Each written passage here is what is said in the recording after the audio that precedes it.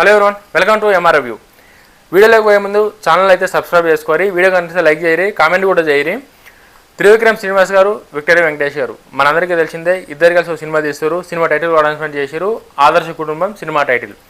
Cinema story కూడా complete family background, family emotions, family సెంటిమెంట్స్తోని family ఆడియన్స్ని అట్రాక్ట్ చేయడానికనే ఈ సినిమా. అంటే కంప్లీట్ ఫ్యామిలీలో ఉన్న ఎమోషన్స్, ఫ్యామిలీ ఒక కంప్లీట్ ఫ్యామిలీ ఏదైతే ఉంటుందో అన్ని సినిమాలు ఉంటాయి. ఫ్యామిలీ బ్యాక్డ్రాప్ ఉన్న కష్టాలు, సుఖాలు, నవ్వులు, ఆనందాలు అన్నీ ఈ సినిమాలు ఉంటాయి. అటువంటి స్టోరీని సెలెక్ట్ చేసి చాలా రోజుల తర్వాత వీళ్ళిద్దరైతే ఒక సినిమా చేస్తారు. ఇంతకుముందు త్రివిక్రమ్ శ్రీనివాస్ గారు రైటర్గా ఉండేటప్పుడు మల్లేశ్వరి కావచ్చు, నువ్వు నాకు నచ్చవు కావచ్చు సినిమాలకైతే రైటర్గా పనిచేసారు అప్పట్లో. ఇప్పుడు డైరెక్షన్ చేశారు వెంకటేష్ గారికి.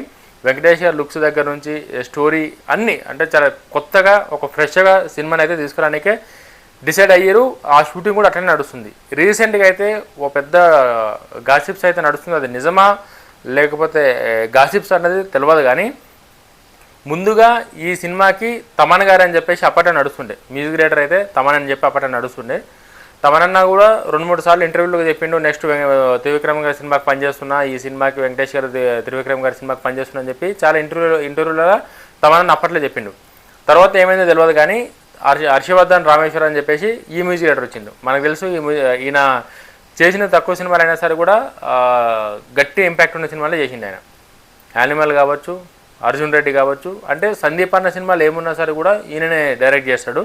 మ్యూజిక్ డైరెక్టర్ ఈయనే ఉన్నాడు కాబట్టి ఈయనతోనే అంటే కొత్త మ్యూజిక్తోని కొత్త ట్రెండ్గా అంటే రొటీన్గా కాకుండా రొటీన్ మ్యూజిక్ డైరెక్టర్తో పనిచేసి రొటీన్ మ్యూజిక్ కాకుండా కొత్తగా ట్రై చేద్దాం అనుకుండా, లేకపోతే తమనన్న డేట్స్ సెట్ కాలేవా రీజన్ అనేది తెలియదు, కానీ వీళ్ళిద్దరైతే కొలాబరేట్ అయ్యారు. ఎవరు? హర్షవర్ధన్ రామేశ్వరన్, త్రివిక్రమ్ గారు ఇద్దరు కలిసిరు. ఆల్రెడీ కొన్ని సిట్టింగ్స్ కూడా అయినాయి, మ్యూజిక్ సిట్టింగ్స్ కూడా అయినాయి. బట్ రీజన్ ఏమైందో తెలియదు, కానీ ఆయన ఈ సినిమాకి మ్యూజిక్ చేస్తలేడు. తమనన్న మళ్ళీ బ్యాక్ టు ఆన్ బోర్డెడ్ అని చెప్పేసి అయితే మాత్రం న్యూస్ నడుస్తుంది. అది ఎంతవరకు నిజం ఎంతవరకు అబద్ధం అన్నది నాకు కూడా తెలియదు. బట్ సోషల్ మీడియాలో ఎక్కడ చూసినా సరే కూడా తమనన్నే ఫైనల్గా ఈ సినిమాకి మ్యూజిక్ డైరెక్టర్ అనే కాడికైతే వస్తుంది. అసలు త్రివిక్రమ్ గారితో హర్షవర్ధన్ ఎందుకు పనిచేయలేకపోయాడు అంటే ఈయన చాలా సీనియర్ అయినందుకు వీళ్ళిద్దరు థాట్స్ సెట్ కాలేవా, లేకపోతే ఈయన ఇచ్చిన ట్యూన్స్ సెట్ కాలేవా, ఏం అర్థం కాలేదు. అంటే చాలా సినిమాలకి ఒక్కసారి ఫైనల్ అయిన తర్వాత కష్టమో నష్టమో ఎట్లనో ఒకలాగైతే క్లోజ్ చేసుకొని వస్తారు. బట్ రీజన్ అనేది తెలియదు, కానీ తమనన్న అయితే మాత్రం వచ్చిందని చెప్పేసి చాలా అంటే ఒకరిద్దరు చెప్తే ఓకే, కానీ సోషల్ మీడియాలో ఎక్కడ చూసినా సరే ఎక్స్లో కావచ్చు, ఇన్స్టాగ్రామ్లో కావచ్చు, సోషల్ మీడియాలో ఆటోమేటిక్గా అది కంటిన్యూస్గా వస్తూనే ఉన్నాయి అవి. తమనన్ననే ముందు ఆయన ఉంటాడని చెప్పి ఆయనే చెప్పిండు. బట్ అనుకోకుండా ఆయన పోయి ఆయన ప్లేస్లో ఈయన వచ్చి మళ్ళీ ఈయన పక్క జరిగి ఆయన వచ్చిండు. రీజన్ ఏమై ఉండొచ్చో తెలియదు, కానీ త్రివిక్రమ్ గారు మాత్రం హర్షవర్ధన్ పక్కన పెట్టేటైతే అనిపిస్తుంది. ఎందుకంటే ఏం లేకుండా అయితే బయటికి రాదు న్యూస్. 90% తమననే కన్ఫర్మ్ అయినట్టు. అంటే త్రివిక్రమ్ గారు ఫస్ట్ ఆలోచన చేసింది ఒక వెంకటేష్ గారు వేసింటే ఒక సీనియర్ హీరోతో పనిచేసినప్పుడు ఒక కొత్త మ్యూజిక్ అంతా ఫ్రెష్గా, ఒక fresh story, fresh music, fresh characterization, fresh look. Venkatesh గారి లుక్స్ కూడా చాలా డిఫరెంట్గా ఉండేది.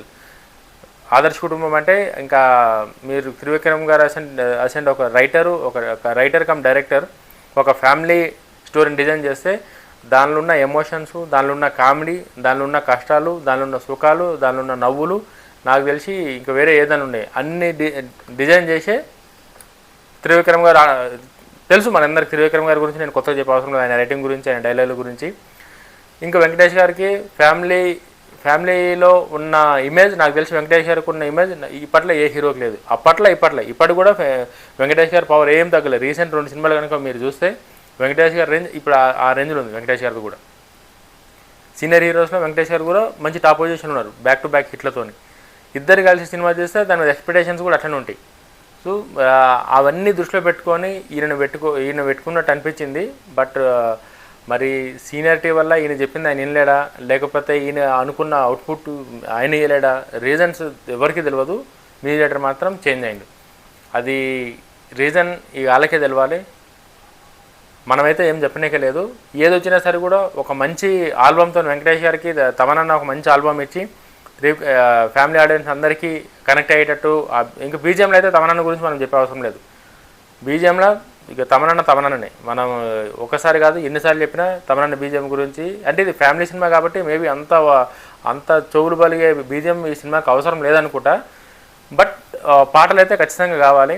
హర్షవర్ధన్ అయితే మాత్రం ఆయన ఓ రేంజ్ కంపోజర్. ఆయన పాటలు కనుక మీరు వింటే యానిమల్ పాటలు కానీ అంత ముందున్న పాటలు చాలా డిఫరెంట్గా ఉంటాయి, కొత్తగా ఉంటాయి, ఫ్రెష్గా ఉంటాయి. రెగ్యులర్గా ఏదంటే అది కొట్టేసి ఇచ్చే మీటర్ అయితే కాదు ఆయన ట్యూన్స్ చేయలేడంటే అది కాదు. మేబీ రీజన్ ఏది ఉందో తెలియదు, కానీ మేబీ ఈగోలు ఏమైనా హడ్ వచ్చినాయా, నేను చెప్పిందే నువ్వు చేయాలి, నాకు ఇదే కావాలంటే ఆయన ఏమైనా అంటే ఇద్దరి మధ్యలో డిస్కషన్ వచ్చినప్పుడు ఏదైనా జరగచ్చు. అది పాజిటివ్ ఉండొచ్చు, నెగిటివ్ ఉండొచ్చు, ఎట్లా ఉండొచ్చు. బట్ రీజన్ ఏందో తెలియదు, కానీ సినిమాలో అయితే మాత్రం మీడియేటర్ అయితే చేంజ్ అయ్యిండు. తమన్నా వచ్చినాయి కాబట్టి తమన్నా ఎసెంట్ పాటలు ఇస్తాడో, ఎసెంట్ బీజేఎం ఇస్తాడో, అవుట్పుట్ ఎట్లుంటుందో చూద్దాం. రేపొద్దున టీజరో ట్రైలరో ఓ చిన్న గ్లింప్స్ వస్తే అర్థమైపోతుంది ఆటోమేటిక్గా సినిమా దేనికి సంబంధించింది ఏందన్న కాడికి. వీడియో కానీ నచ్చితే లైక్ చేయరి, కామెంట్ చేయరి. జై హింద్.